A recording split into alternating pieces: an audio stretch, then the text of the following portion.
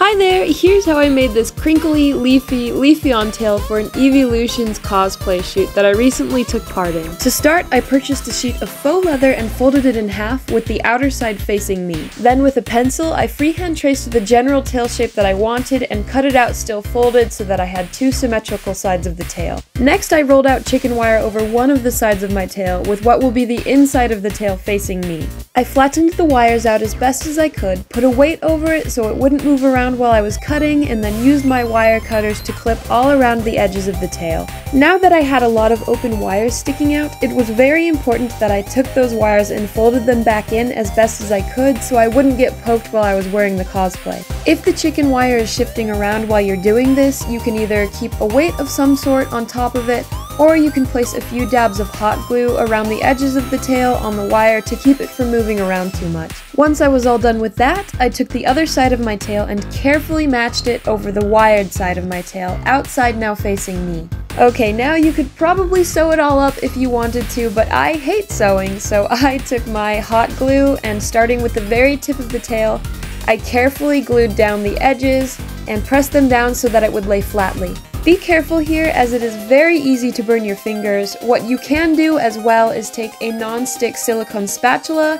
and press that down against the glue so there's no risk. If you want your tail to look a little bit fluffy like mine, only glue up to about halfway up the tail at this point. If you'd rather it be completely flat, you're okay to glue the entire thing up.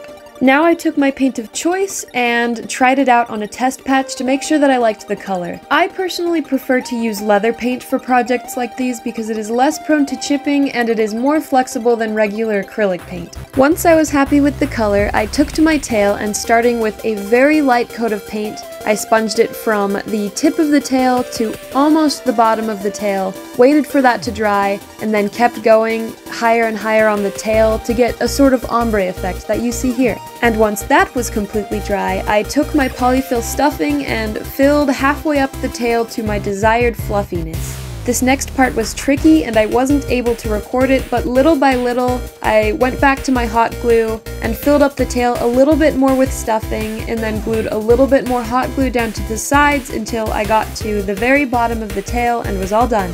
I left a little bit of unstuffed pleather at the base of the tail, so once I was done I could fold that over and hot glue it all down. And then I played around and bent the tail a little bit so that I could see if there were any parts where I didn't hot glue enough on the sides. So I fixed those, and then I put one safety pin on it to pin to my pants, and then I was completely done. If anyone was curious about the ears, they were just white jackal ears that I bought off of Amazon, and then I dyed them a very light yellow with RIT dye, and then I dyed them again with green RIT dye and slowly dipped them in green to do this ombre effect.